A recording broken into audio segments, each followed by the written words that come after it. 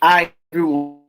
I'm very happy to be here today on another edition of Climate Wednesday. So, today, let me quickly do a little recap of what happened last week. Last week, we are very happy that we have a very introductory conversation to what climate change is all about, what Great Green War is all about, and how Nigerians, Africa continent is actually seeing the Great Green War. Today, I'm very happy to share with you that building up from last week, we're going to be having another conversation today.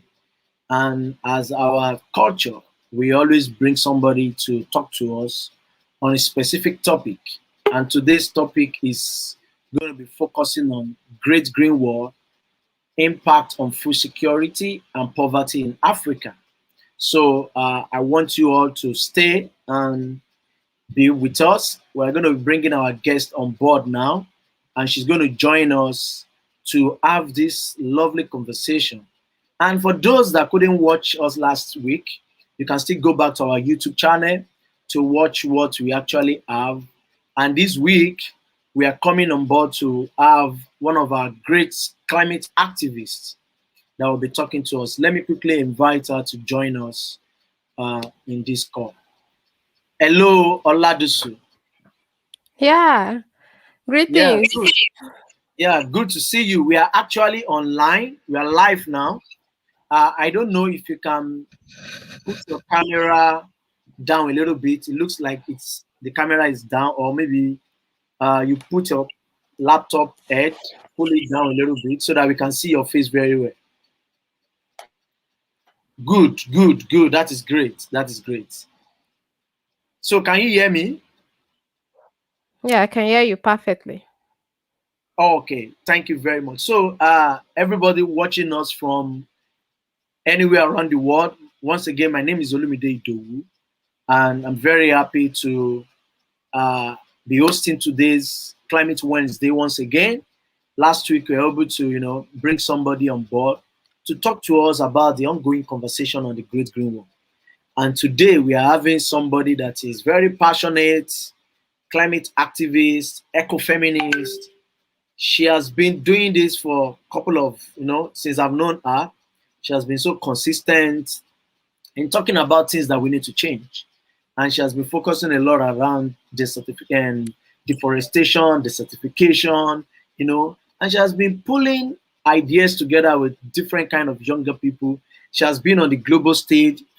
She has been able to, get influence in making impact in our own space.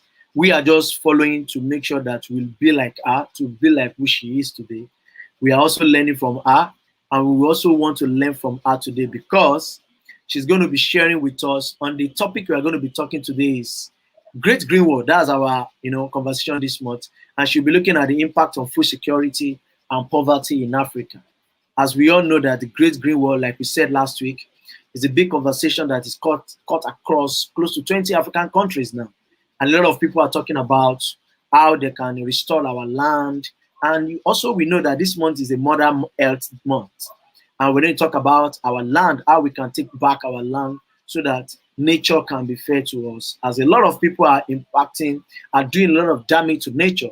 So today, I have with me Oladosu Adenike. She's a Nigerian. She's talking straight from Nigeria, and she'll be engaging us today on another edition of Climate Wednesday. We love to start early so that we have conversation around. In the next 45 minutes, we'll be closing this conversation, but I bet you that today, the questions around food security, the question around why poverty is everywhere, the question around the desert encroachment, the question around how our land is being taken over from us, and the issue of the tree planting that we have been talking about, because these are the questions that people were asking us last week about the tree plant. I know she will also have her own view on how the tree planting needs to look like, what we need to be doing, and other related matters that we need to be talking about. So once again, I want to welcome you to our conversation today, Oladosu Adenike. I want to give you the floor to quickly tell us about yourself, what you do, what inspired you to do what you do, and how you have been working along with other young people, other stakeholders to be where you are today. Thank you very much. You have the floor.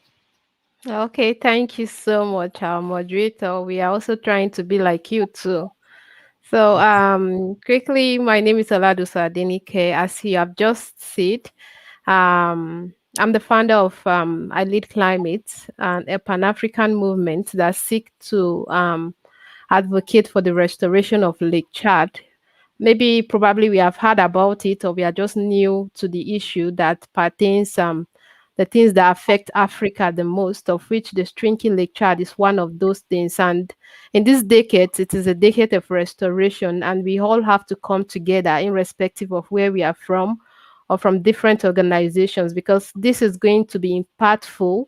We will have much benefit if it is restored, not only to me, but to millions of people that depend on it for livelihood. So I'm an ecofeminist too, because climate change is being bared by women. The brunt of it is bared by women and girls. Looking at the fact that the natural resources that they depend on is shrinking, is depleting every day, and they have to go distance to get it wherever it takes. So also involved in getting young people to join the movement for climate justice through climate education, because I see it as a fundamental aspect that we need to know before we could provide solutions. Because when there is initiative and there are no educations to back it up, it might look destructive to the community itself. So we have to educate the people to know more about what they are bringing on board, so that we can together provide solutions, because no one person can provide solutions. We all have to come together to save this planet together. And so many activities that we are doing that cut across both local and international based activities, just to see how we can make our contributions and get things done as quick as possible, because we don't have time to waste. Thank you. Yeah, thank you very much. That was, I think you did the introduction in making people to actually understand what you are doing on ground, how you're engaging people, and I love the part you bring out about the eco-family by as people, as in the women are much impacted, Mm, and it's a very very good point because I don't want to see it as uh, um, a conversation again. I want to see it as an implementation because women are mm, actually going through a lot when it comes to environmental issues. And I keep telling people this conversation is environment. Climate change is just like one of the sections.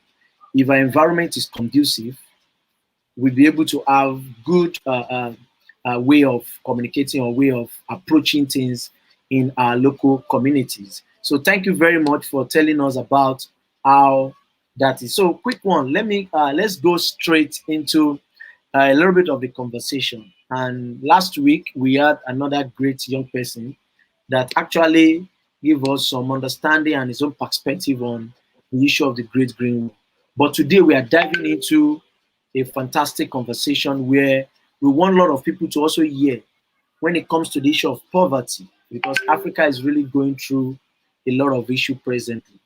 And it is not only Nigeria, it is about Africa now. How can we make sure that developing countries are actually getting mm. it right? Not that the conversion of the Great Green Wall is a research done somewhere and being dumping into Africa to see how they can work on it. So my question is, why is the Great Green Wall needed for Africa? What is your view? What do you think? Why is it needed now? Because one of your campaign is about the Lake Chad, and you cannot take the Lake Chad out of the conversation of the Great Green Wall. So Sure. why is it very very important for Africa presently? Yeah, it's very important, and that is what our leaders should focus on most, because it has a multiplying effect or solutions that it can give in the aspect of combating climate change, desertification, drought, and providing livelihood for people. Because right now, people are losing their livelihoods and farmers are being displaced, so it's leading to insecurity of different kinds. Because we know that for our crop to be able to grow well, it all needs all the necessary nutrients from the soil to grow well. But this is leading to drought, because when there's desertification, surely there will be drought, and it's going to affect food security. From there, it's going to displace people away from their traditional livelihoods, and also people will start migrating. And when people start migrating, it's another big issue that we will be seeing, and what that is what we have been seeing, because Sahara, that was once the world's cold region, like the face of Africa, is now the world's largest and hottest desert. Not many people knows about this. We just know that Sahel is the hottest desert, but it was once an humid region. But now it's now a desert, and same thing too is happening in the Sahara. And then it's also spreading through across other African countries, and we should all be worried about it. And that's why we need to focus more on how we can get this wall to be built successfully. And it has to do with governance issue. We have to have strong governance, political will, to see that all relevant agencies that are needed are on the same page, to see how we can build this wall. Because without the Great Green Wall, the restoration of Lake Chad, or let me say recharging of Lake Chad, will not be that feasible enough. Because even though if it is recharged, the number of population that will depend on it will keep increasing, because the population keep increasing at an increasing rate. So we also need a backup like the Great Green Wall, where they can also get livelihood, so that it could reduce the number of dependency on this lake, so it doesn't keep shrinking the more.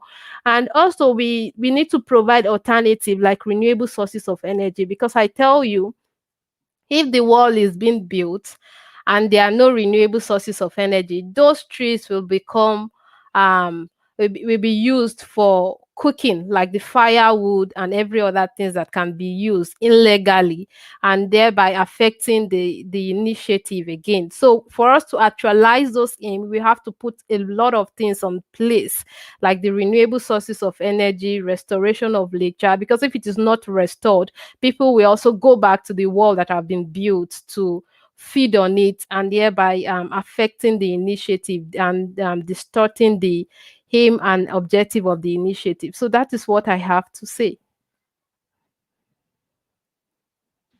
Wow, thank you very much. I think you've been able to also expand on the why the Great Green Wall actually came on board, because you mentioned that we need a backup. You also mentioned that so many people don't even know about the Sahel, that is a humid region, and now that is a lot of people see it as from the document I've read, we are talking about 8 to 7 countries, but now it's increasing to 20 countries across Africa, Yeah, and now it's now a concern it's for also increasing. sub-Sahara.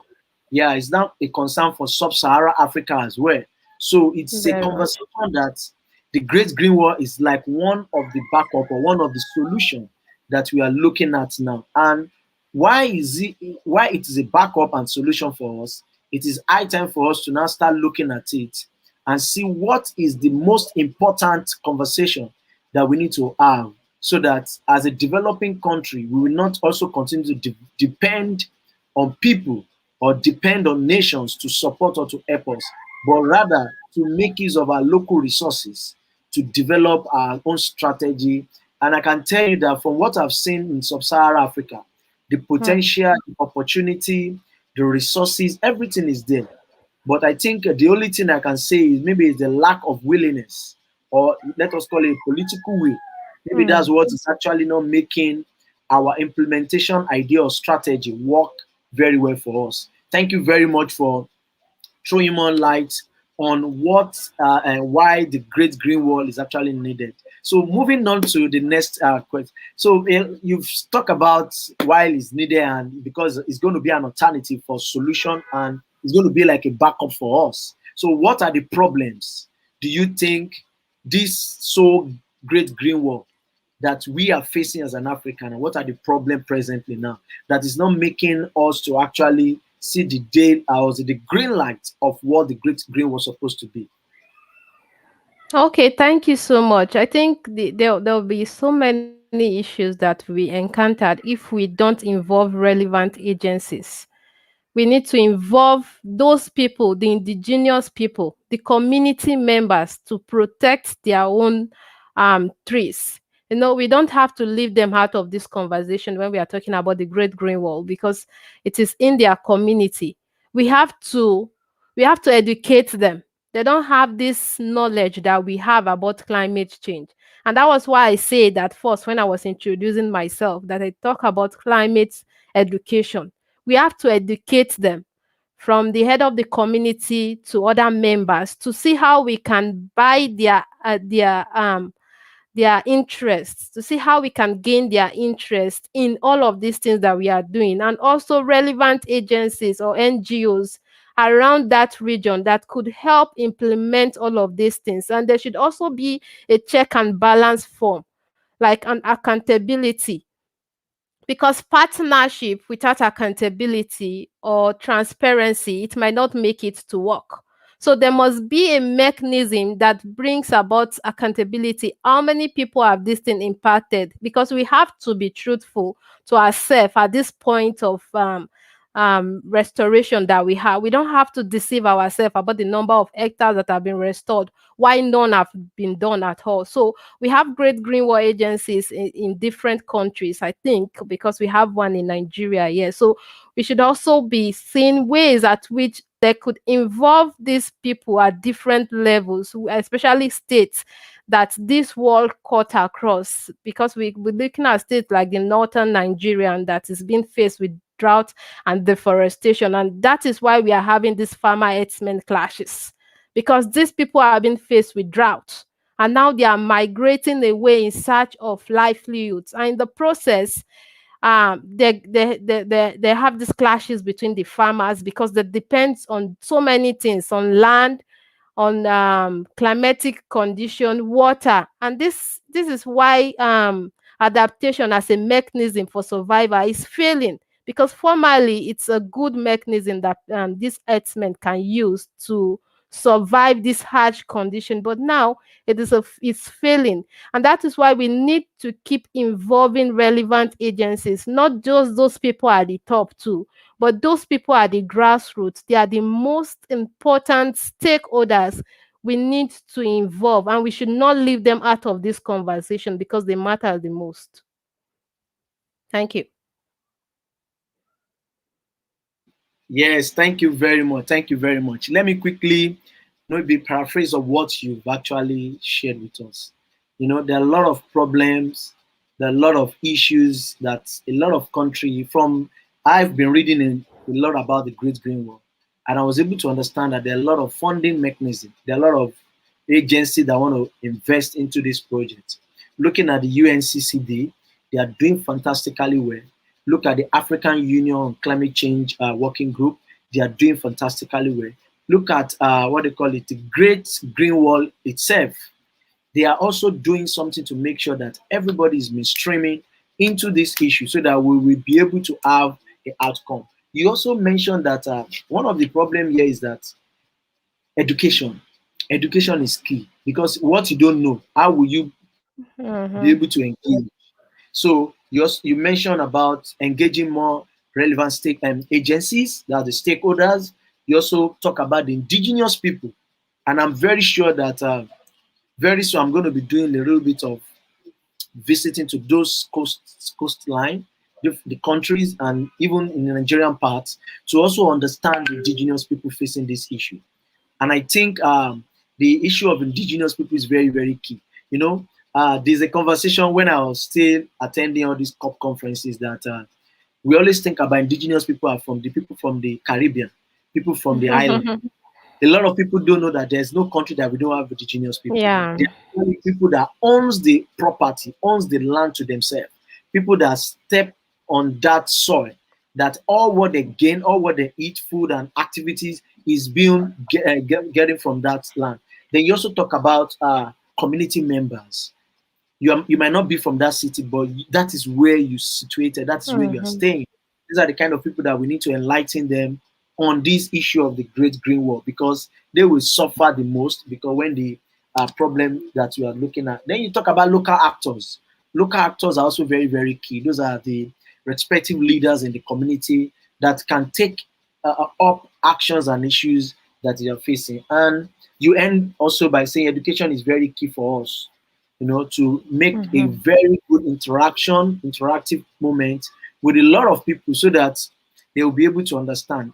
Truth to be told, you can't do anything without getting people to understand what you are giving to them. Mm. And I think the Great Green Wall should be, we should take it as another advocacy or another campaign to the local entity to let them understand that the issue of the Great Green Wall is very, very important. And it's like you said, it's a backup, it's an alternative, it's an opportunity for African country, not only Sahel now, we're talking about sub-Saharan Africa, which Yeah. is one of the key continent that is actually that you are talking about when it comes to the Great Green Wall. So thank you very much, and let us dive in a little bit into this key conversation.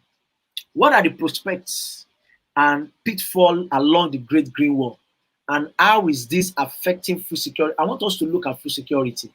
A lot of people in that area, in that zone of the Sahel or in that zone of the Sub-Sahara that are producing or that are, let me call it small scale farmers, people that are actually in farming. What do you think is the problem? What are they facing now? Because the land is being taken away, dry, desertification and stuff. What are your solutions? What are the pitfalls you see? And what are the prospects for these people? Okay, thank you so much. I want us to bring back when the Great Green Wall was initiated in 2007, and up till now, it's more than a decade now, and we keep talking about the Great Green Wall. And there have been finance that have been done, like that have been financed for the project. But what have we achieved so far? Because this decade we have to be realistic to what we are saying, to what we are demanding, and to what we do, because these people, they don't have their livelihood being sustained. And when we are talking about peace, peace is not only the absence of war, it is also the ability for us to be able to sustain our livelihoods. That way, we will have a stable environment, regional stability, and a sustainable environment where everybody can carry our activities without being affected in any form. So the prospect is going to give in terms of food security is that it's going to provide livelihood in terms of when we plant like commercial crop, talking about cashew, that it has a great values. It's not just a normal tree. It should be a commercial crop, a crop whereby people can use and feed their family. And at the same time, we know that forest activities, it provides livelihood for millions of people.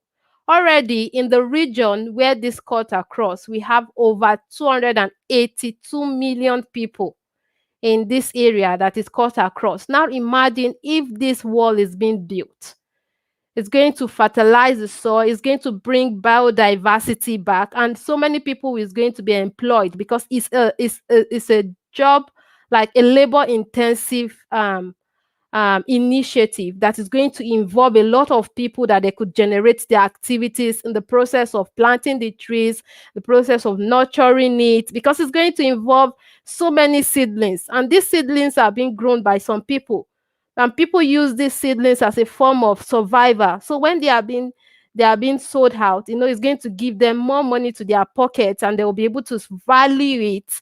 And also those people that's going to be involved too is going to also pay them much amount of money. So that is why I said that the Great Green Wall is labor intensive, that it could give the indigenous people, especially if they are involved in it.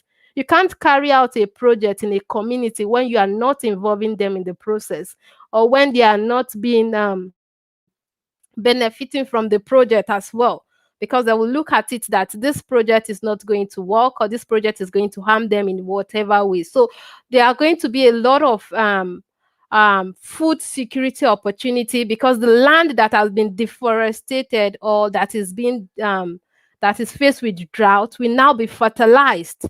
And through this fertility, we could use it to grow more crops, and there will be no displacement, because in this region, the sub-Sahara region, the Sahel, it have displaced many farmers, that they have to go out of their countries to seek for alternative. And farmers' displacement is a threat to food security. But once they see that this wall is being done, it could bring back it could regain or reclaim their land that have been lost to drought or deforestation.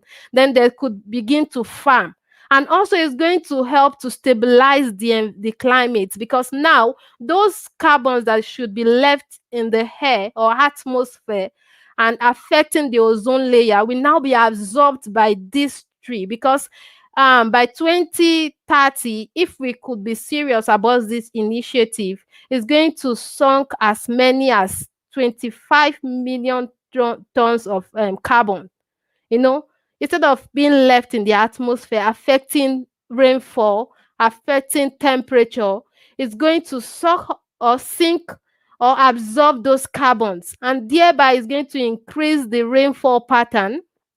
Is going to stabilize the temperature, because temperature to a certain extent is affecting food productivity or crop productivity. And also lack of rainfall to affect crop productivity, of which the farmers, the herdsmen, and every other people depends on it. Like in the Sahel region, about 80% of their land is already been lost to desertification, to drought encroachment, to degradation. And also 80% of people depends on this land for survival. You could imagine the number of people it have displaced in the Lake Chad region. 10.7 million have been displaced, and more people in the Sahel, Sahara itself. So when this thing is being done, it's going to keep absorbing this carbon. And it takes years for tree to get into this maturity stage for it to be able to absorb the necessary carbon it needs.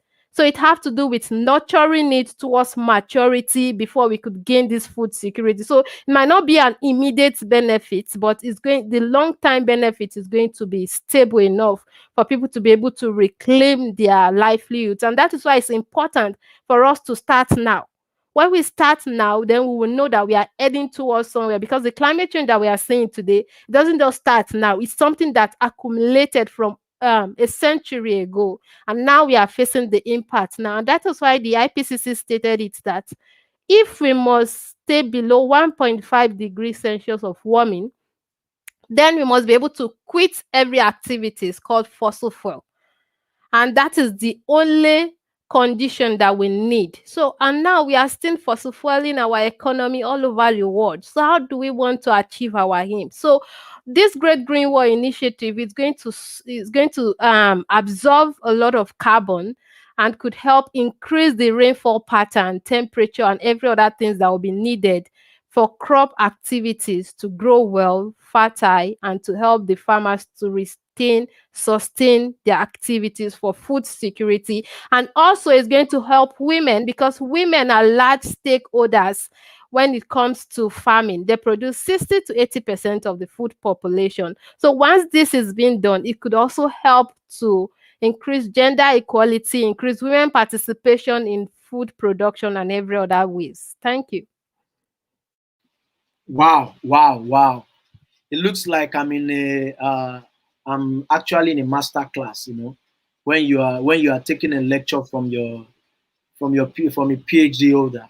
Very fantastic contribution, Adenike. I think you've been able to give us a lot of data, which I will really request. I'm requesting that if you have any article outside here that people can read about the importance of this Great Green Wall, you can share it with us so that we can post it across, because those Yeah, I numbers, those do in my blog.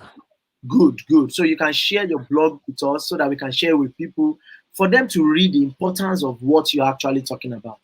The food industry has been a very big industry that I remember that they tell us that the food we eat, the clothes we wear, and the place we sleep, those are the three key things in life. If you don't have food to Mm. eat, and if you don't have where to stay or where to sleep, and you don't have a cloth to wear, so why are you on this earth? So the issue of food security is very, very important. And we also talk about the food insecurity.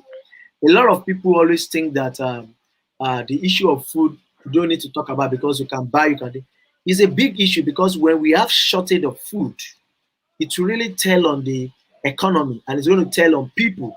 I remember some days back, Nestle launched the issue of iron deficiency and stuff like that. Everybody's looking for a way to make sure we enhance or we increase the production of food. And as you rightly said, the input or the initiative, Great Green Wall, what he has done to Africa is something that we need to take ownership now so that the impact or the problem that we are looking at, we'll be able to use this Great Green Wall to solve that issue. Because I will say it again, a lot of funding, you've said it since 2007, a lot of funding, a lot of party, a lot of private sectors have been pumping in a lot of money into this sector. And what is really happening?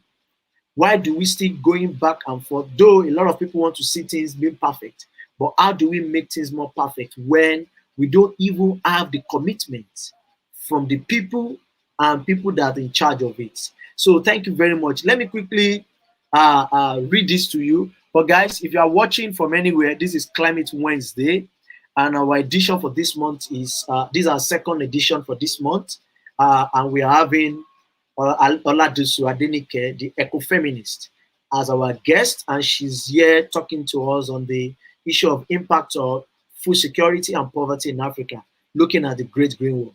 And she has been talking about a lot of issues, why the problem and what we need to start doing to make sure that a lot of people understand it first and people actually even get to know what we are talking about.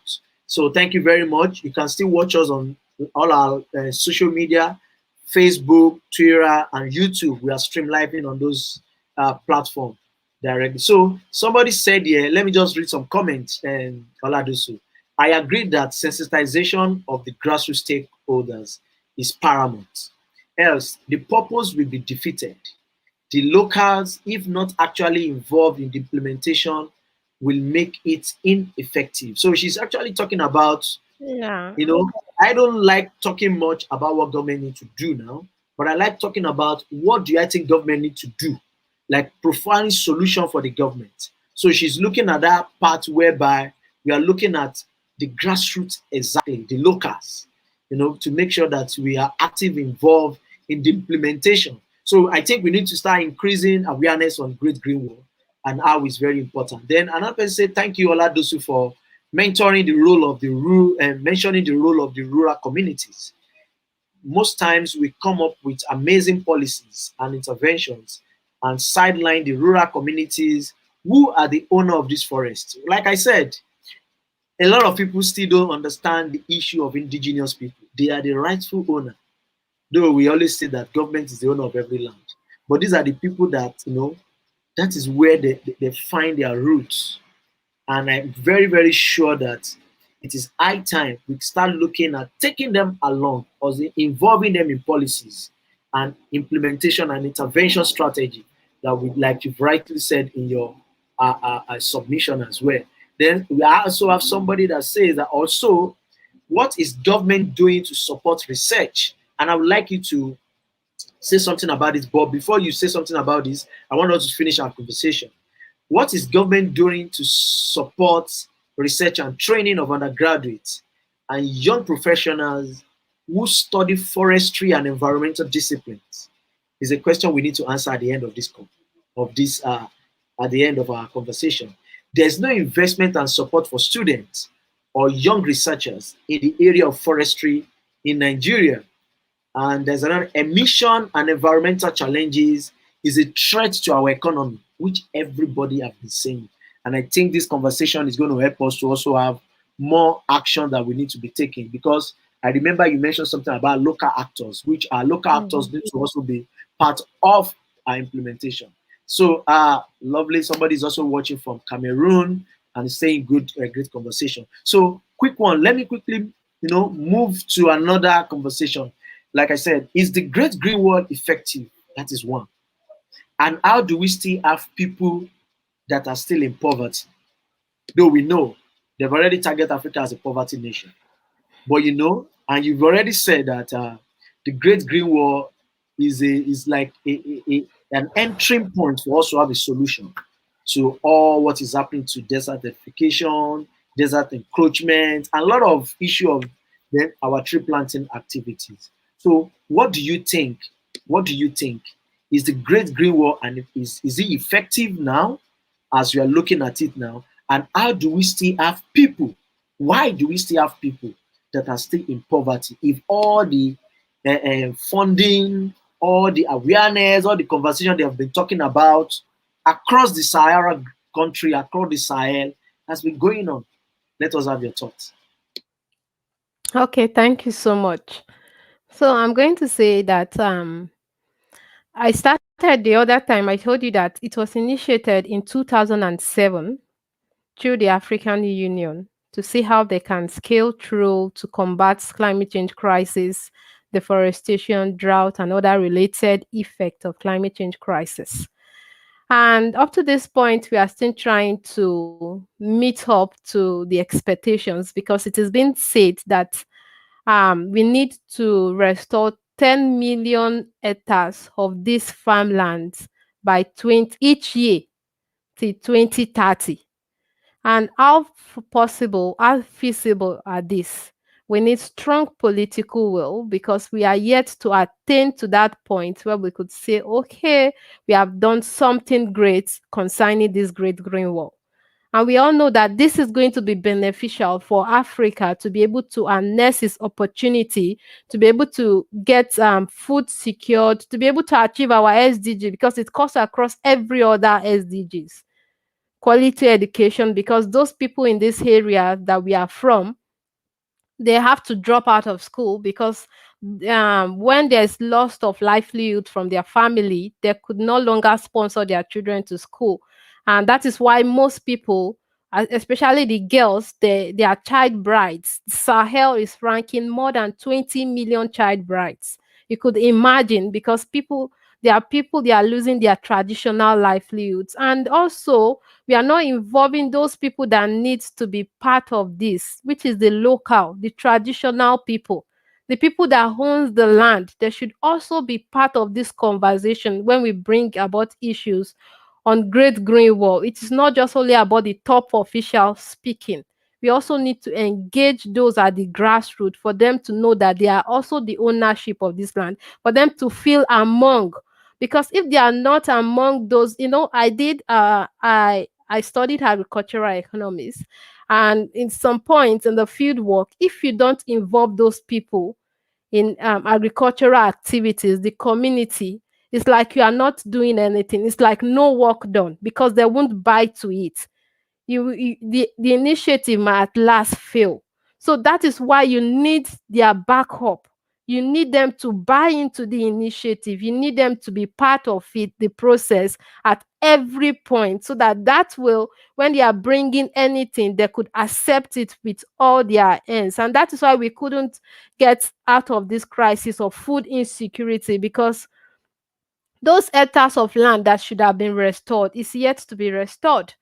And drought and desertification, depletion of our natural resources is affecting us directly and indirectly. That is why we keep seeing the rise of clashes between the farmers and herdsmen, because the herdsmen want to migrate as a survival strategy to feed their cattle so that they don't die or they don't lose their livelihood to. And in the process, there's a big clash, of which Nigeria, we are experiencing it, and every other African countries that have one of these problems that is happening currently. So when people are losing their livelihoods, the alternative that they seek is affecting the peace and security. And that is why we keep seeing armed group of people having a wider coverage or reaching their expanding their reach, because they are using this opportunity of loss of livelihoods to recruit more people to join their group, and using these indigenous people to go against their country, their community, because they know too well about their community. So they are using them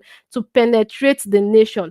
And if we must be food secured, all of these things have to be put in place.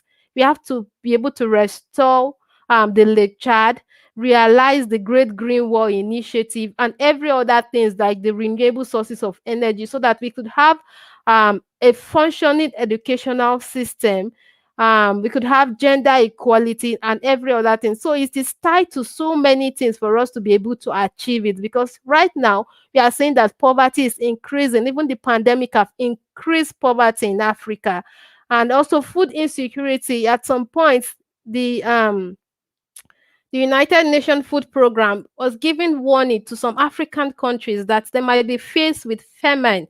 And this is due to the fact that our land is shrinking, the land for agriculture is shrinking, and every other space that is needed for us to grow our agricultural activities. At the same time, we are faced with drought, reduced rainfall pattern, flood at the same time. We are faced with climate processes, climate event at the same time in the same continent. It's a crisis for us to be, and that is why we need to take the Great Green Wall like our initiative. We don't have to wait for people to keep dictating for us, because we have been seeing fundings. Even the one summit that held, was it this year? It also provided funds. Where are these funding going to? Are they channeled to the right source, to the right people, to the right agency? Who is monitoring this funding? Who is following the fundings, the transparency, the accountability? All of this, when we are bringing up initiative, we should look at the check and balance. How is it going to help? What will this fund be used for? How are we going to empower these people? So many things we need to bring on board. But right now we are seeing that we are not yet food secured, and due to so many factors arising from climate change and every other thing. Because I believe that we should use our population to grow the economy positively. But right now, when people are not being empowered, the alternative that they seek is going to affect the peace and security of the nation. Thank you. Wow, wow, wow, wow, wow, wow. That was so detailed. Like I don't want to repeat all what you've said again. And I can say that from your submission, the Great Green Wall is not really effective. And making it more effective, we need to engage a lot of stakeholders, and we need to be part of this conversation. Because from my own view, I always think that all these initiatives just come up just because of one or two people's statements, or just because of they see one issue in particular country. But now this issue is not one man's problem again. It's not a problem to the Sahel. It's a problem to sub-Saharan Africa. And a lot of people actually have been working on this kind of initiative before the World Great Green Wall even came on board. And for people that have been suffering from desertification, suffering from food insecurity, people suffering from different kind of related matters, and you also mentioned that this topic is actually related to all the sustainable development goals, because they are all interwoven and interconnected.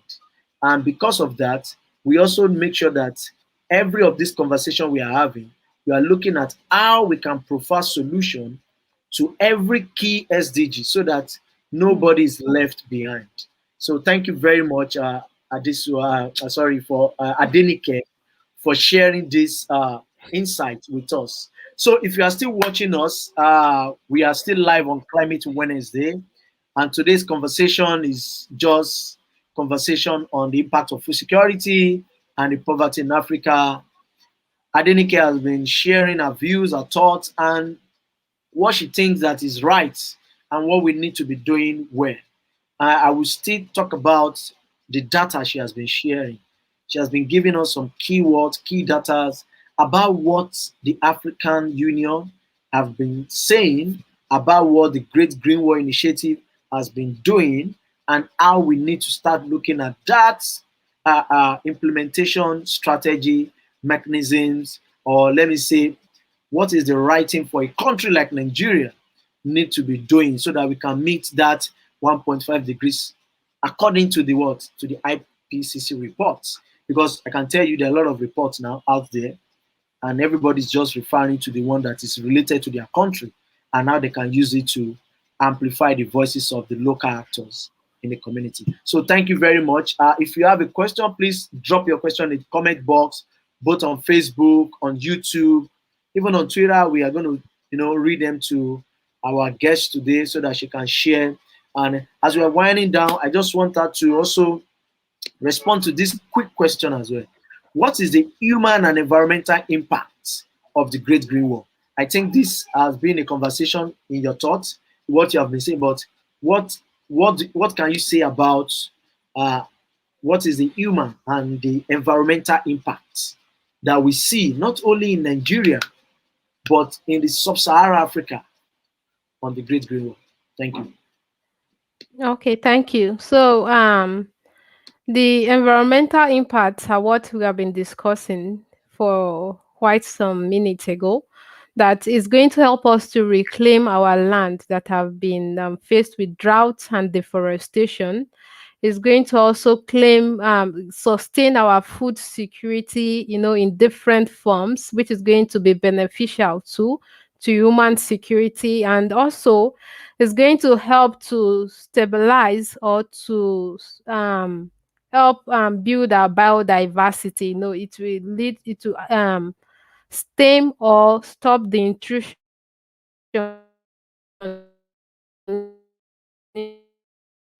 into help in human security.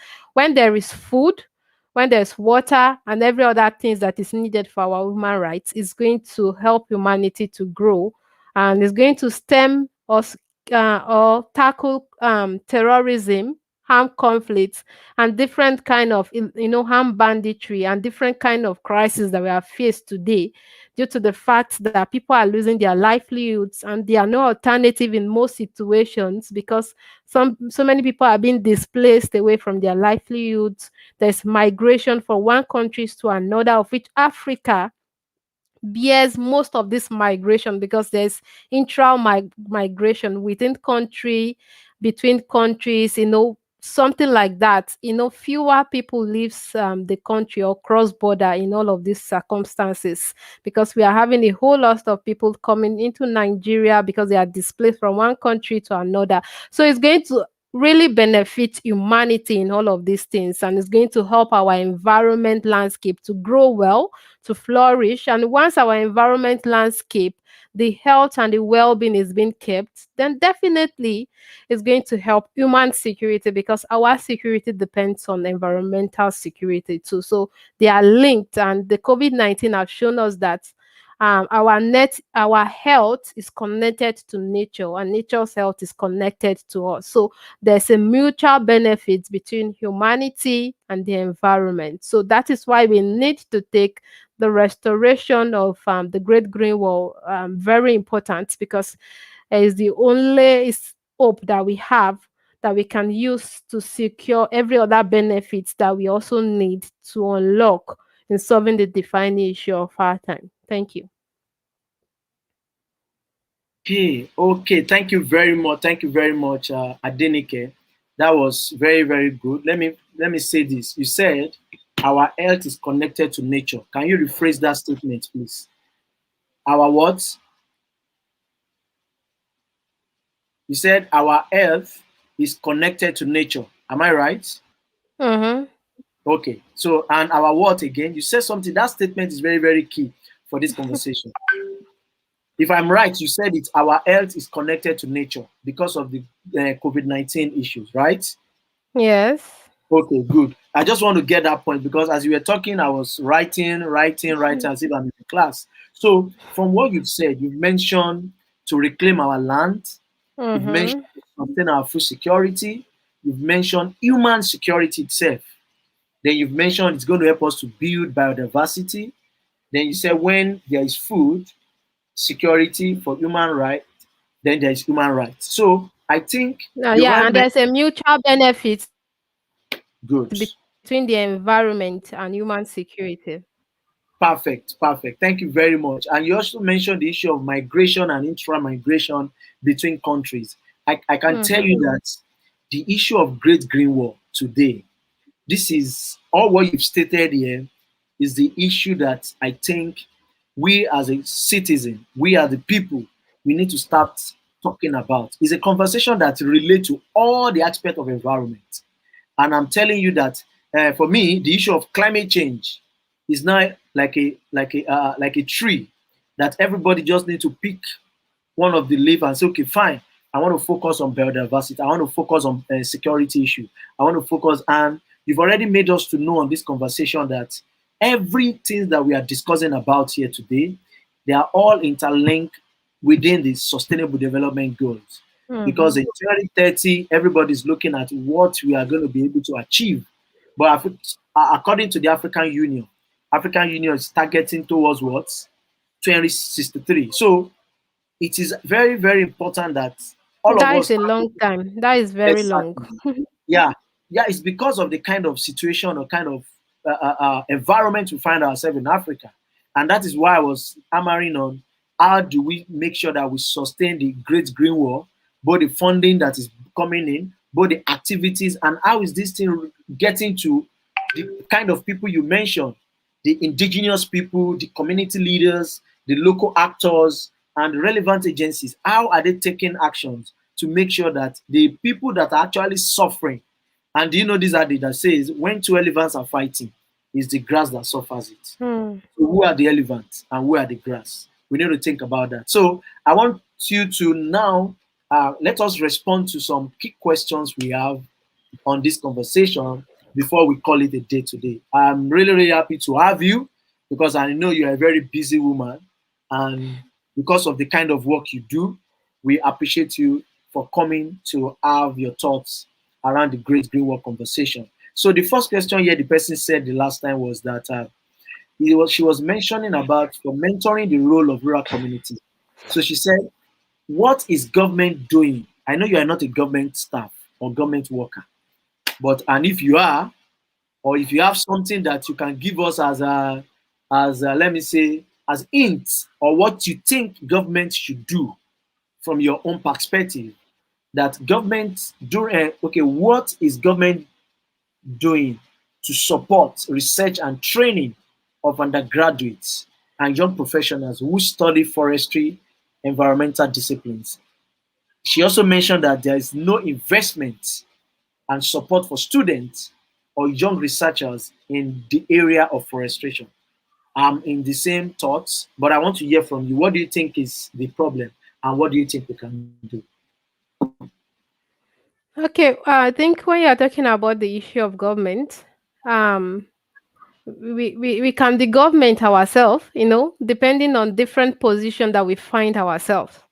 So when we are talking about government, what form of government are we talking about? Because we should also take into consideration that when we want to get all of these things done, we need to get involved in different space that we have, including research of different form. There's so many people that are doing research today. It's just for you to get involved. We can't keep waiting for government for everything. If not, things might not go well the way it should be. So when you want to do research and every other things, there are so many people that we can come across. It's just for us to get involved in different activities that we are doing. Then we will see that all of this research that we are talking about, they are all out there. They're just wait. Even people are looking for who they will get involved with on this research issue. Because of recently, I got involved in this a Sweden Research Institute, because I am involved in the process. We can't just wait for the government. We also should also act as a government in different position that we find ourselves in dealing with all of these issues to educate ourselves, because I did not study climate related issues. I studied agricultural economics, but yet I am involved in climate related issues. That is why I said we should get involved. That when we get involved, we can be seeing how we can get all of this research activities. And also, I also urge the government to also provide ways at which they could create a platform for people to be able to research, because research is also part of where we could find solutions, because we have to be on deck when we talk about research to all of these things, because through research we could find solutions, we could find issues to the defining issue of our time. So we have to keep pushing for that in the other way around, why we get involved to on issues that pertains our environment, humanity, and different kind of things. Wow, Wow, wow, wow, wow. Thank you very much. I think let me quickly add to that. I'm not an expert, but I have a little bit of information that from what she said. Actually, looking at students or young researchers in the area of forest and in Nigeria, I will tell you that the problem we're actually facing is actually what the kind of education system you know we have in a country like Nigeria. And if you go back to what your project topic was, can you tell me how your project is actually impacting your community or impacting your university? Not everybody had the opportunity to actually take through or actually implement their projects in a way they're supposed to. Because what our projects in university is supposed to do for us is to guide a change in the school or to implement something in the campus or around the campus that can influence change. But what happens now is that you even see some project on the ground where you are working in the campus just for you to pass the university and go. But now Mm, we are looking at a research that focus on forestry. Let me say agroforestry now. Is there like there we have frame Forest Research Institute of Nigeria. I also want to tell the other young people that are looking at doing research. It is very important to get engaged with any government institution that's related to your research activity, to also see how you can work along with them, because most times it looks like we don't ask questions. It looks like we don't read. It looks like we are not informed. And it's because of the mentality that the government is messed up. But it is very important for us to not keep asking questions like the likes of budget, the likes of follow the money. They will say, ask questions. The more we ask, the more we get. And if we don't get, then we'll be able to know that, yes, there's a need for us to now make a conversation that will make the government to listen to us. So my own advice for people that are into research is to try as much as possible. If you are working in the area of health, look at the institution. NCDC is there. Look out for a way to engage them in your research. If you are working on forestry, we have FRAIN, we have Ministry of Environment. Even in Ministry of Environment, they still have forest departments. You can talk to them, let them understand what you are doing and why you are doing it. And one thing again, when you are engaging the government in this kind of conversation, don't let us go with argument. Let us go with solution. Because when you go with solution, you'll be able to have them to listen to you. And your solution should not be by force. Your solution should be an open dialogue for them to listen to us. So thank you very much. And I don't think we have any other questions again. Somebody just said that emission and environmental challenges is a threat to our economy. And for all what we said today, we've already touched on that conversation, because if we don't take care of the planet now, we don't have any planet B, as a lot of people always mm, say. So Nigeria as a country, Nigeria as one of the African country, need to start looking at that possible way to make sure that that threat, that environmental issues, challenges, economic problem that we are facing, that is impacting our economy, or that is causing problem for our economy, we need to start looking for a way to talk about it, find solution about it. And it's not only us that we are talking about. A lot of people are talking about solutions to environmental issues, solutions to climate issues and stuff like that. So thank you very much for coming on board today. I'm very, very happy to have you, because like I said, she's always a very busy person. And for us to have her today is a very big honor for us as an organization and as Nigerian youth, for us to have Oladosu Adenike. So to close this conversation today, Oladosu, I want you to give us your parting shot. What is that message? So this is how we do it. What is your message to the government? What is your message to the people? When I say the people, civil society, different organizations, and what is your message for the upcoming generation that is looking at this kind of career in the environment space? What do you think should be that message? And the last one, our topic today is our great green impact on food security and poverty in Nigeria. What is your take home? What is your parting conversation or parting shot for us before we leave? Thank you. Okay, thank you so much. So my message to the government is that they should keep um they should place the people like people yeah, rather than the profits. They should rather place the people at the center Sorry, of different. Adenike, Adenike, sorry. You were, Yes. the moment you mention your message to the government, then you were breaking. I don't know whether the government is holding the internet. Say it again, please. Okay, so my message to the government is that they should put the people over profits and the planet, because that is the most important part of what we are talking about today. Because for us to be able to have a solid initiative to come true, it shows that we are placing the people over profits. And that is what we want them to keep doing in their delivery, in everything that they are doing, to see how we can skate through and these challenging circumstances that we find ourselves. And also, my message to civil society, NGOs, activists is that we should keep advocating for what we know that will work for our countries, because country differs from countries. Different initiative might work in another country differently, and different things. So we should know which one that works for our country, and that is why here in Africa we need to keep involving people working in different places to see how we can meet up with all of this crisis and how we can tackle it. And we should also be transparent in our doings too, that the fund that is needed to be channeled to a particular project is being done at the right time and in the right direction. And also, concerning the Great Green Wall Initiative, it's also an initiative that's going to bring hope, food security, um, eradication of poverty. It's going to make us to achieve the key global goals, and at the same time it's going to also influence every other global goals for us to be able to achieve it. So it's something that it's a must for us to do, because we don't have any option to do it. Because if we don't actualize the Great Green Wall Initiative, then we are doomed, because we are already losing our land to deforestation, to drought, to different kind of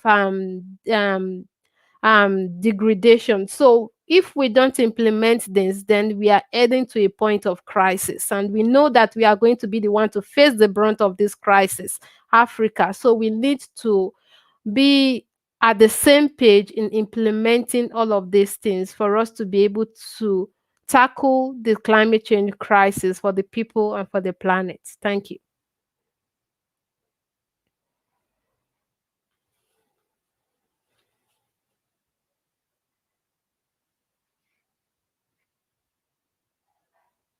Hello. Hello. Yeah, thank you. Thanks. Sorry, my mic was mute. Sorry. Thank you very much for that submission. And sorry, I don't know why I always miss your name with what's her name? A friend of mine like that. So sorry about that. So I really want to reiterate what you've said. I think this point is very, very key when you mention people over profits. It has been a conversation that we need to talk about, breaking the system, people living the purpose, making people to face the problem in the society. So, like you said, to the government, it is high time we start doing what we keep people over profits. And I would say that that's your key point, is a very good takeaway for us today. And thank you for sharing that. And to the civil society that you've mentioned, that they should keep doing what? Involving people. And they should start looking at those problems that is facing a specific country by solving it with their own action, because different countries with what? With different problems. So Hmm. thank you very much for giving us this hope, giving us this opportunity to have you as one of our guests on this edition of Great Green World Conversation on Climate Wednesday. I really appreciate your time, and we hope to have you for other subsequent conversation as we move on in this conversation. And leading to COP26, I'm very sure that this is a conversation we are going to be putting together as one of the our contribution from the African youth, Nigerian youth, to see how we want to involve the government. You've already said it that we should keep involving the different agencies, different governments, so that we can have one statement, one accord conversation that will lead to a sustainable solution for all. Thank you very much and have a blessed evening from us. Thank you. Thank you. Bye. So, thank you very much, everybody. I'm very, very happy today because Oladosu Adenike, she has really, really opened my eyes to data, information that we need to get our African back. She has made us to know that the Great Green War itself is an opportunity for Africa. And she has made us to understand that we need to educate our people to actually understand the issue of the Great Green War.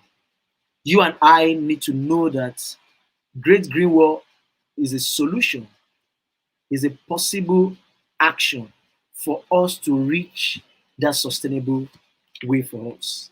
And so that we not lose our land again to deforestation, so that we will not lose our opportunity to, dying of people, insecurity, food insecurity. We need to start getting to, understand ourselves, understand the people, and to also learn, read. You just have to have information about what you are getting yourself into. So thank you very much. And thanks to everybody that joined us from across the world, people that join us from Africa, East Asia, and everywhere across the world. We really appreciate you. We're going to be coming back next week, Wednesday, 3 p.m., to also have another section and bring another person from different sector to talk to us on the issue of the Great Green War. And I'm going to be looking at another issue entirely. So stay tuned, 3 p.m. Wednesday next week. And we're going to be giving you another conversation that is going to turn around, give you information, and also help you to understand the issue of Great Green War. Because nobody knows it all. We just have to learn and share with ourselves. On behalf of my team from International Climate Change Development Initiative, I want to say a big thank you to everybody for joining us today. Have a grateful evening and be blessed. Thank you.